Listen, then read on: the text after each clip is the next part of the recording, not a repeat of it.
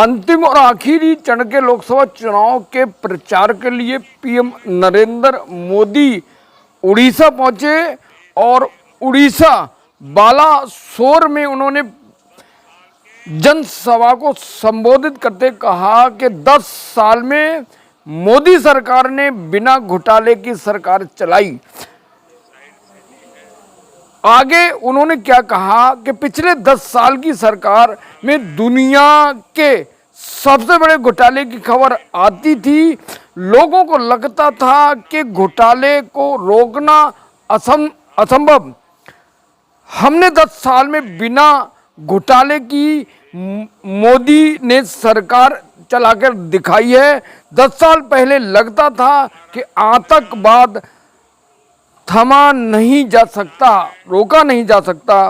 मोदी ने आगे कहा कि हमने देश के बड़े शहरों को बम धमाके से मुक्त कराया है और हमने 370 की दीवार गिराई है। उड़ीसा की जनता बीजेडी के उम्मीदवारों को वोट देने नहीं चाहती है। उड़ीसा इसलिए गरीब है क्योंकि उससे पहले कांग्रेस के नेताओं ने लूटा। अब बीजेडी 25 साल से उड़ीसा को लूट रही है।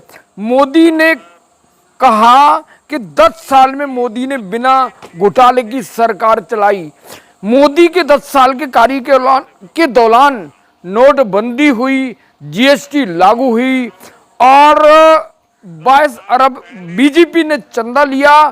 तो बिना घोटाले के सरकार जिस पर कोई केस फाइल नहीं हुआ, 22 अरब चंदा पूंजीपतियों से लिया गया और लेने के दौरान जो खुलासा हुआ सुप्रीम कोर्ट की पहल के कारण हुआ। जीएसटी को आज भी कांग्रेस घोटाला बताती है, बहुत बड़ा नोटबंदी का बहुत बड़ा घोटाला। इंडिया गठबंधन और उनके घटक और कांग्रेस बताती है। तो क्या मोदी ने बिना घोटाले के सरकार चलाई? इससे पहले राफेल डील का मामला था 2014 में और उसकी फाइल आज तक नहीं मिली है। और जो पुलवामा में हमला हुआ, जो विस्फोटक की गाड़ी थी, गाड़ी ने जो सैनिकों को उड़ा दिया था, उसका भी आज तक खुलासा नहीं हुआ है।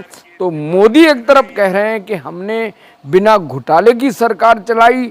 आपको क्या लगता है कि मोदी ने निष्पक्ष और बिना घोटाले की सरकार चलाई? क्या नोटबंदी घोटाला था? क्या जो चुनावी चंदा लिया वो घोटाला था? या फिर जीएसटी, बहुत सारे ऐसे काम जो बीजेपी ने अपने शासन के दौरान करा है। लेकिन मोदी अपने आप को पाक साफ कह रहे हैं। और एक बहुत ही दिलचस्प मुद्दा है कि मोदी आखिरी चरण का आज 30 जून है। 1 जून को मतदान होने जा रहा, अंतिम चरण का, 7वें चरण का, जिसको लेकर पीएम मोदी जो प्रोजेक्ट उन्होंने 2014 में शिवाजी पार्क पर किया था योग ध्यान, उसके बाद उन्होंने 2019 में केदारनाथ होटल को गुफा बनाकर योग ध्यान किया था। और इसी प्रोजेक्ट को वो सफल होने के बाद जो कन्याकुमारी में है विवेकानंद स्मारक, वहाँ पर स्मारक में योग ध्यान करेंगे। और जब तक चुनाव होगा तब तक, जब तक चुनाव के दौरान वे योग ध्यान में रहेंगे। तो उनका ये एजेंडा क्या धर्म की आस्था पर है, यह लोकसभा चुनाव को लेकर जीतने वाला है? तो आपको क्या लगता है पीएम नरेंद्र मोदी की जो रणनीति है, भाजपा की रणनीति है, उस रणनीति भाजपा तीसरी बार सत्ता में आएगी? और जो पैनल हैं, बहुत सारे जो एग्जिट पोल हैं वो बता रहे हैं भारतीय जनता पार्टी को 225 सीट आने की उम्मीद है। लेकिन भारतीय जनता पार्टी कह रही 400 पार, 400 पार। तो और उधर इंडिया गठबंधन पर योगेंद्र यादव कह रहे हैं कि उन्हें 300 के ऊपर सीट जा रही, जबकि एनडीए को 225 सीट जा रही। आपको क्या लगता है कि इंडिया गठबंधन आएगा या एनडीए आएगा? मेरे पास दिलचस्प न्यूज के लिए, पॉलिटिक्स न्यूज के लिए जो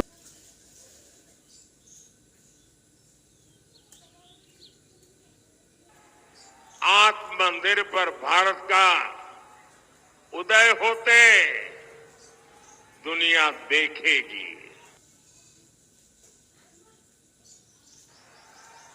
भाइयों और बहनों,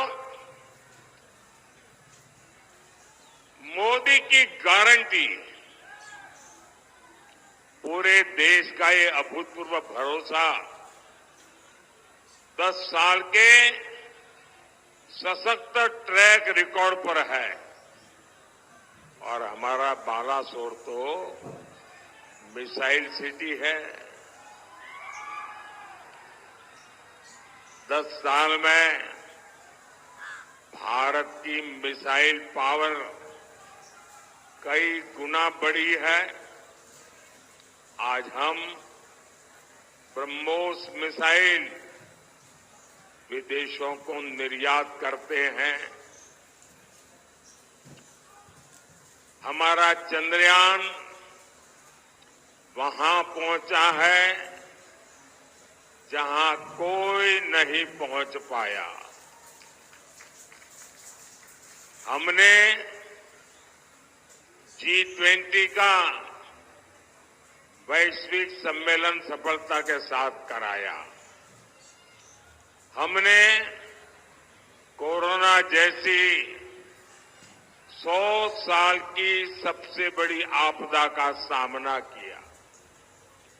आपदा के बावजूद भारत दुनिया की सबसे तेजी से विकसित होती अर्थव्यवस्था बना।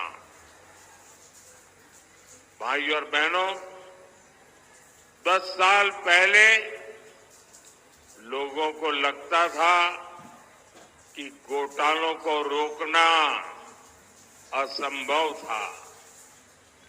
10 साल में बिना घोटाले की सरकार मोदी ने चला करके दिखाई है। 10 साल पहले लगता था कि आतंकवाद नहीं थामा जा सकता। हमने देश के बड़े शहरों को बम धमाकों से मुक्त करके दिखाया है। किसी ने सोचा नहीं था कि जम्मू कश्मीर में शांति आएगी। हमने 370 की दीवार गिराई।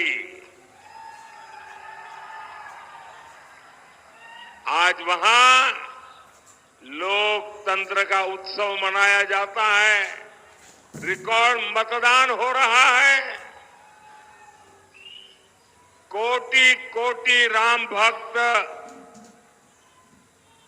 राम काज से जुड़े कार सेवक भी अयोध्या में मंदिर की उम्मीद छोड़ चुके थे। आज 500 साल का इंतजार खत्म हो चुका है।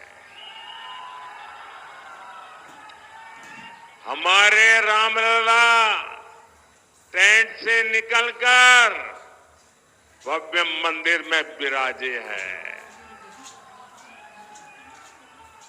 बोले जय श्री राम, जय श्री राम। ये भगवान राम का मंदिर बना, आप खुश हुए कि नहीं हुए? 500 साल के हमारे सारे पूर्वज हमें आशीर्वाद देंगे कि नहीं देंगे?